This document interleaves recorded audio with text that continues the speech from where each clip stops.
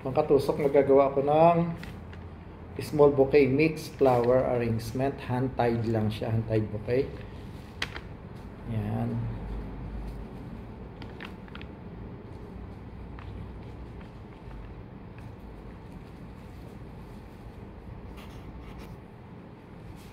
Mix-mix lang natin siyang ganyan.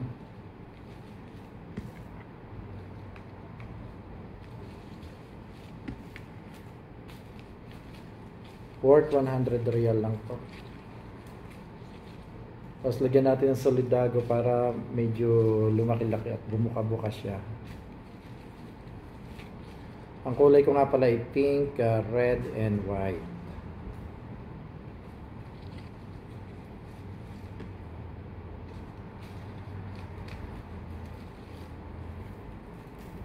Lagyan natin ng Lauder Fern. Ayan, para bumuka siya. Ito yung 100, medyo lumaki na siya.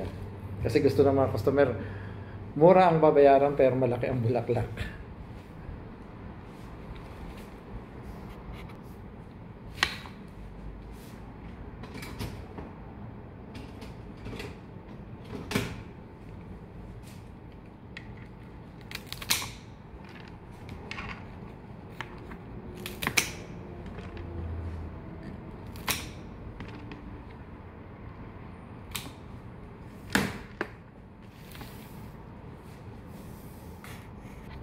Babalutan natin, dobling kulay babalutan ko, yung sa loob ay puti.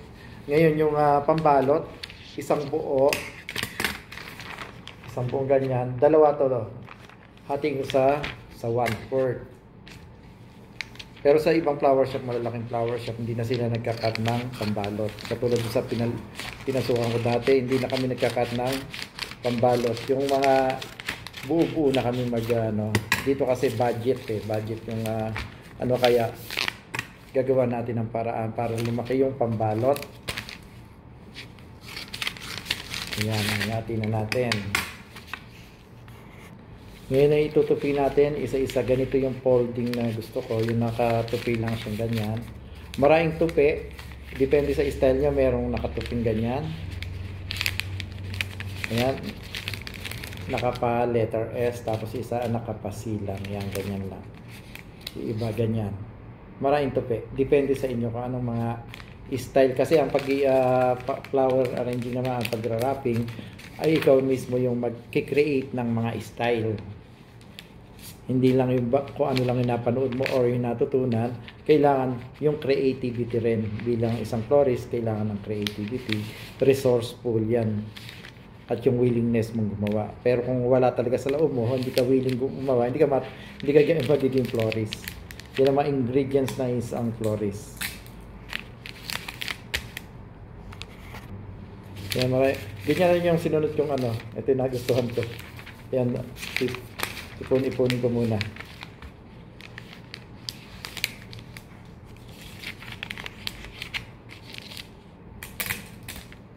Ayan.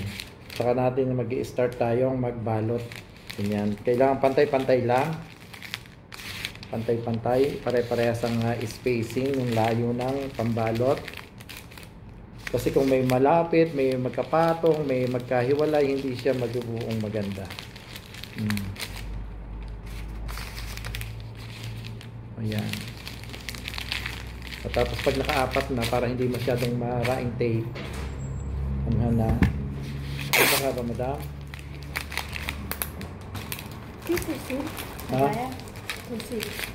Tausil? What you want from here?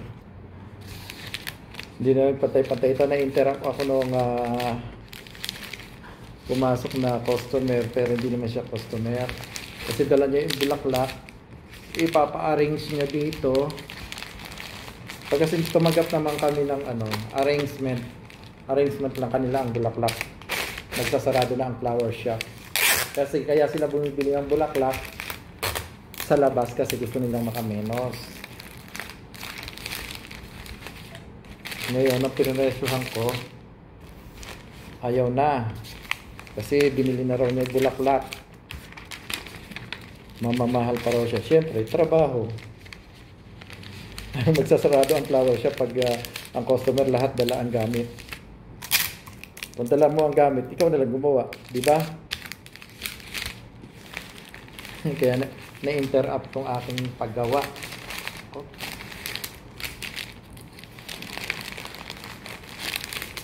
Hindi na perfect yung bilog.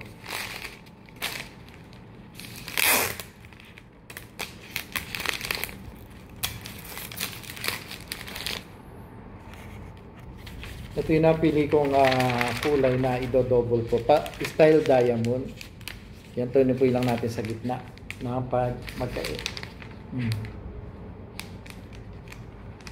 Style diamond. Ayan. Pinupi natin.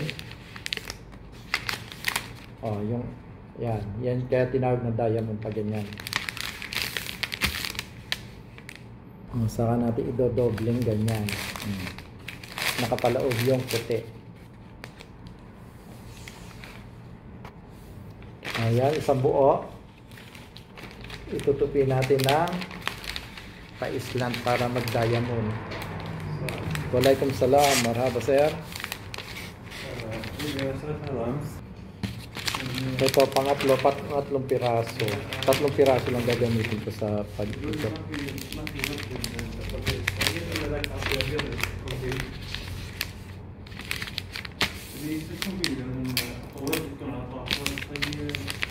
Dalawa na yung nailagay ko rito. Ito yung pangatlo ngayon.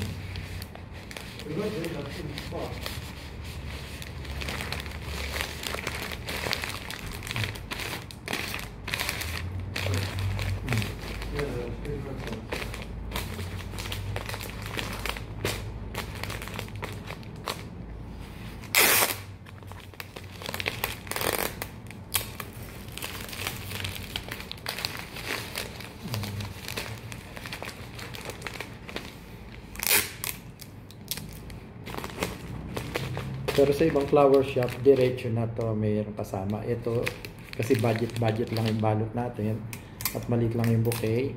Nagtatabas-tabas tayo. Ito yung 1/4 hinati ko. Ayan, hinati ko lang pag pinaganito ko lang siya.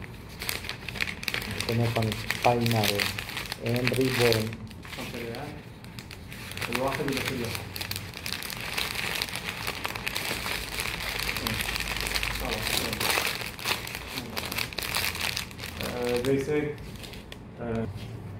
Tapos na, mag-ribbon na lang tayo. Piliin ko ritong ribbon ay para hindi naman masyadong makulay. Gold na lang. Meron nga pala sa akin dating employer nag-comment na wala raw sa standard yung aking pagra-wrapping. Tinanong ko, paano ba ang standard? Hindi naman nakatibo. Sa paggawa talaga ng bulaklak, ala naman tayong sinusunod na na paano ba ang balot. Basta maigawaan mo ng creation mo na maganda yung balot. Pero iba-ibang flower shop, may kanya-kanyang patakaran. Mayroong flower shop na ayaw nagkakat ng pambalot. Kailangan kung ano yung pambalot, gamitin mo yung buo. Hindi pwede yung pinuputol-putol, hinahati-hati. Pero wala talagang rules kung kailangan bang hatiin o hindi. Depende sa paggawa mo. Kasi ikaw ang gagawa, ikaw mag-create. Ayan. Maliit lang to. Tig 100 lang. Yan. Maraming salamat.